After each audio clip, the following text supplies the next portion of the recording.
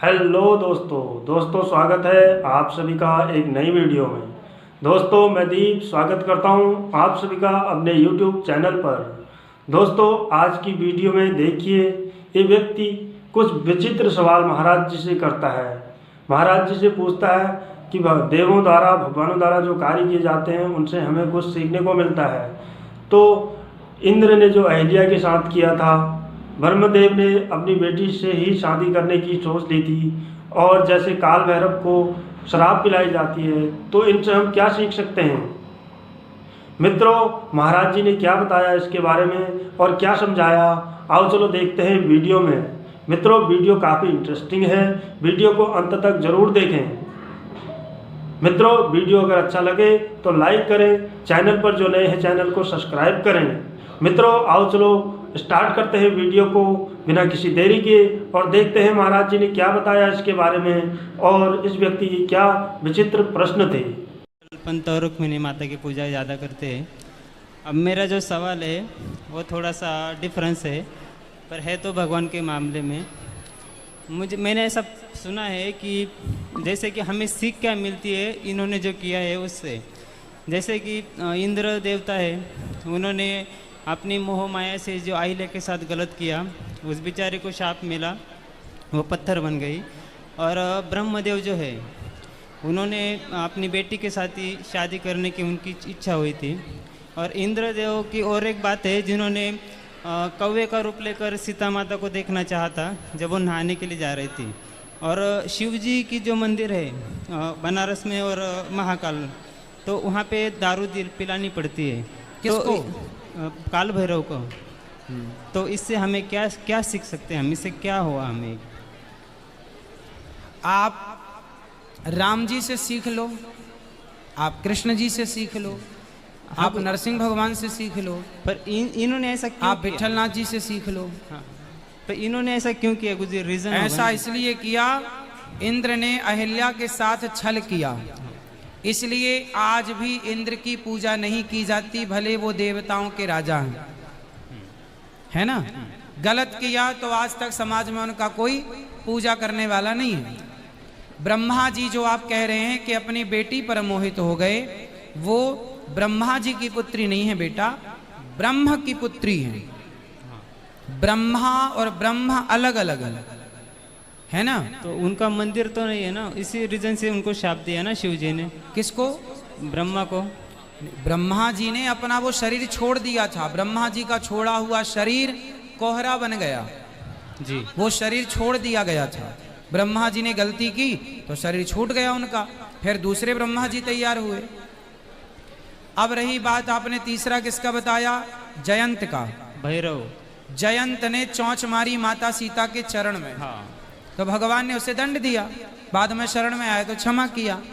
अब जो भैरव हैं उनको शराब चढ़ाई जाती है। तो देखो, देवताओं में भी 3 प्रकार के देवता होते हैं, सत्व गुण प्रधान, रजोगुण प्रधान और तमोगुण प्रधान।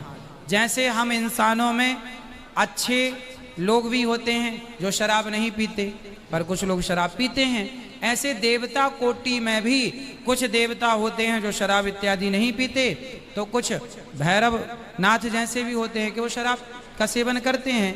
तो आपको जो अच्छे लगें आप उनकी उपासना कर लो, जो अच्छे ना लगें उनकी उपासना मत करो। अच्छाई भाई, बगीचे में नाना प्रकार के पुष्प हैं, जो आपको अच्छे लगें वो तोड़ करके ले आओ, माला बना के पहना दो, जो अच्छे ना लगें उन्हें मत तोड़ो। अब आप ये कहें कि नहीं जी बगीचे में ये फूल क्यों है? भाई फूल तो है, आपको पसंद नहीं है आप मत तोड़ो। हाँ गुरुजी, लेकिन हम गलत काम करेंगे तो यमराज जी के लिए पास लिस्ट होती है पाप पुण्य की। हाँ, तो फिर इनका कोई हिस्सा भी नहीं है। बेटा समझो, ये लोग शराब नहीं पीते। ऐसा है कि जैसे आप, एक शिष्य ने कहा गुरुजी आज मैं अपनी शराब आपको चढ़ाता हूं, इसका मतलब ये हुआ आप शराब पीते हो? नहीं नहीं नहीं। गुटखा खाते हो? नहीं। अब एक आदमी मेरे से बोला महाराज जी मैं आपके चरणों में गुटखा चढ़ाता हूं, इसका मतलब ये हुआ कि आज से वो गुटखा छोड़ रहा है। गुरुजी आज मैं आपके चरणों में शराब समर्पित कर रहा हूं, मतलब आज से मैं शराब छोड़ रहा हूँ। छोड़ रहा हूं। अब वो मेरे चरणों में लाके बोतल रख दे, इसका मतलब ये थोड़ी कि मैं शराब चढ़ाता हूं, उसने तो छोड़ दी। उसी प्रकार अर्थ ये है कि बेटा जैसे शंकर जी को लोग कहते हैं गांजा पीते हैं, गांजा नहीं पीते, गंजेड़ी लोग। एक गंजेड़ी बोला, माँ ने डांटा, गुरु जी ने डांटा, क्यों रे गांजा पीता है? तो वहां शंकर जी का मंदिर था, उसने कहा अच्छा मैं कसम खाता हूं आज से मैं अपना गांजा शंकर जी को चढ़ा दिया। तो कुछ गंजेड़ियों ने देख लिया, अरे शंकर जी पर इसने गांजा चढ़ाया, चलो अपन भी गांजा, शिव जी, वो परंपरा बन गई। ऐसे ही शराब उनको चढ़ाया मतलब कि भाई हम नहीं पिएंगे, आज से चढ़ा दिया हमने, छोड़ दिया। अब वो बाद में परंपरा बन गई। अब जैसे बकरा मारना, कहीं लिखा थोड़ी है कि आप बकरे की हत्या करें, लेकिन एक ने हत्या की, उसने कहा भाई मैंने तो उस बकरे का सिर काटा, मेरा तो काम बन गया। लो भैया, अब काम बना हो या बिगड़ा हो, पाप हो या पुण्य हो, वो गलत मानसिकता वाले लोग वो परंपरा बना के आज तक बकरे की हत्या हो रही है। तो कुछ गलत परंपराएं समाज में चल रही हैं जिन्हें हम सबको रोकना है। गुरुजी, देवी जो है हमारे यहाँ पे, उसको बकरी देनी ही पड़ती है, अगर नहीं देंगे तो कुछ ना कुछ वहाँ पे हो ही जाता है। कुछ मत दो, फिर बताओ क्या होता है। हम लोग तो नहीं देते किसी देवता को बलि बकरे बहुत की। सारे लोग मर गए वहाँ पे अरे मरना तो सबको ही है एक साथ, भाई। कभी कभी कोई घटना हो जाती, ट्रेन का एक्सीडेंट हो गया, एक साथ मर गए, इसमें क्या है भाई, वो तो हादसा है। अब आप उसे डर के मारे, इसी तो है, इसलिए तो डर के कारण लोग चलाए जा रहे हैं गलत परंपराएं, चलाए जा रहे हैं गलत परंपराएं, डर के कारण। अब उसे डर से थोड़ा बाहर भी तो निकलना पड़ेगा। अब डर के करो तो फिर मारते रहो, मूक प्राणी की हत्या करते रहो पाप। इसलिए डर से बाहर आओ।